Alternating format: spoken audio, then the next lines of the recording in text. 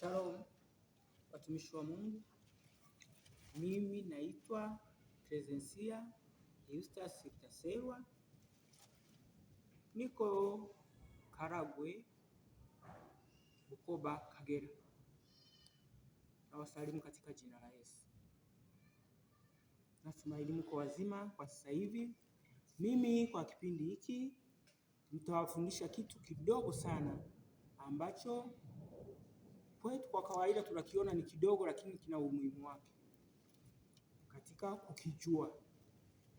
Na watu wa Mungu tunastahili kukijua ili angalau kiweze kututoa hatua moja kutupeleka hatua nyingine. Bwana Yesu asifiwe sana. Kwa hiyo kwa muda huu mfupi nataka kuwafundisha wana wa Mungu, watumishi wa Mungu, watoto wa Mungu,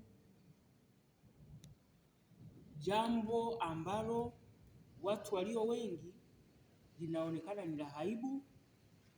Watu walio wengi linaonekana ni kwamba ni kitu cha aibu kukisema, lakini sio cha aibu.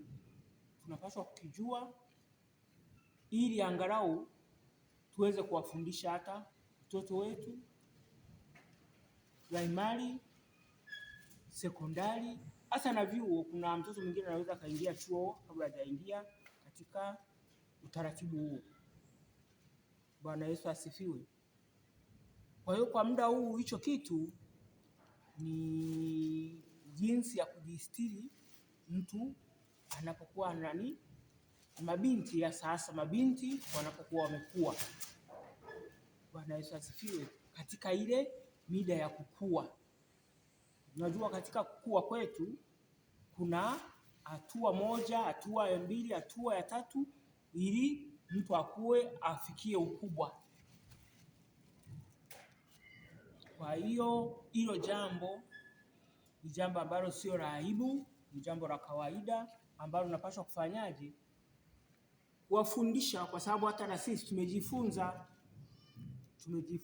ili tuwafundishe watoto wetu, tufundishe jamii kwa ujumla. Hata jambo hili ni zuri sana kwa wana wa Mungu, kwa sababu Afrika, nadhani mnajua Afrika jinsi tulivyo, na ule ni useme kikwetu mnasema obujege, ujege wa Waafrika, au jinsi ya kutojitosheleza Waafrika jinsi tulivyo. Tuna kitu cha kutojitosheleza. Kwa hiyo tunaweza tukatumia mbadala. Tunataka tuwafundishe watu wetu, kwa sababu uchumi unakuwa mdogo. Kwa hiyo mtoto akiingia katika umri huo anapata changamoto na anashindwa jinsi gani awaambie wazazi. Anaona mtu baba anakosa daftari, mama anakosa kalamu, lakini anaona ni kwamba anaweza akachukua lolote ile akafanyaje, akalitumia. Kwa mfano kuna nchi fulani ambayo sitaki kuitaja kwa jina. Hiyo nchi kuna mtoto mmoja alitumia majani, akaenda huko akatumia majani, ambayo sio taratibu nzuri, sio kitu kizuri kwa kweli. Wana wa Mungu, sio kitu kizuri. Naweza nikarekebisha hapa kidogo, najitukana kametoka hapa.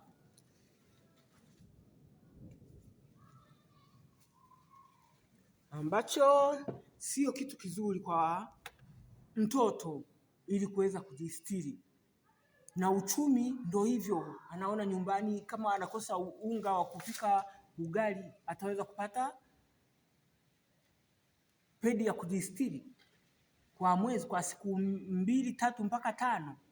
Inakuwa haina anaona wazazi hawawezi, na ndo ilivyo. Sio kwamba anaona, ndo ilivyo. Anaona jinsi walivyo nyumbani kwao, haiwezekani. Kwa hiyo kwa leo ni kitu ambacho nataka kuwaelezea, kuwafundisha. Angalau hata mama ukishajifunza hili, unaweza ukamtengenezea binti yako. Shangazi unaweza ukamtengenezea binti yako. Mama mdogo unaweza ukamtengenezea binti yako, ili angalau tupunguze bajeti hiyo katika bajeti zingine za kila mwezi. Watu wa Mungu, hilo ndo tunaona kwamba linakuwa ni gumu hata kuliongea, lakini napashwa niliongee hata kama ni gumu. Bwana Yesu asifiwe. Kwa leo ni tuna vifaa tu ambavyo vinaweza vikatumika, vifaa tu vya kawaida mtu ambavyo unaweza ukatumia, kwa sababu wana wa Mungu tuna vitu kama hivi, vishikizo vya aina mbalimbali. Ni vishikizo tu vya kawaida ambavyo tunatumia. Unaweza ukawa na nguo iliyochanika ukavitoa kwenye nguo ukaweka pembeni, ili vile vikusaidia katika kitu hicho. Una mabinti 3 4 ambao unaweza ukawafundisha na kuwaelekeza. Ni vishikizo, vifungo, kwa kinyambo chetu cha kawaida, vifungo. Bwana Yesu asifiwe. Kwa hiyo hivyo vifungo vinakuwa hapo. Tuna sindano. Sindano zinaeleweka, ni sindano za kawaida za kushona nguo.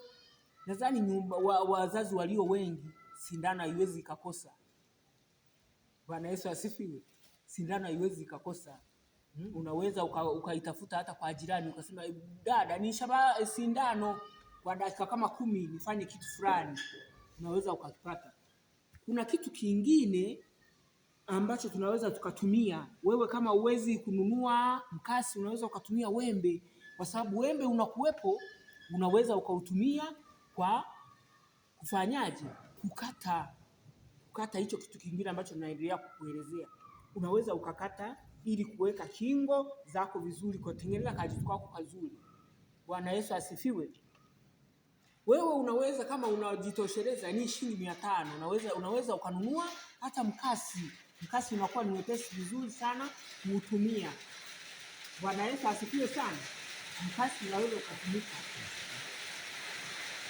Kwa hiyo kwa sasa hivi hata kutulie kidogo, tutaendelea baadaye. Mungu awabariki.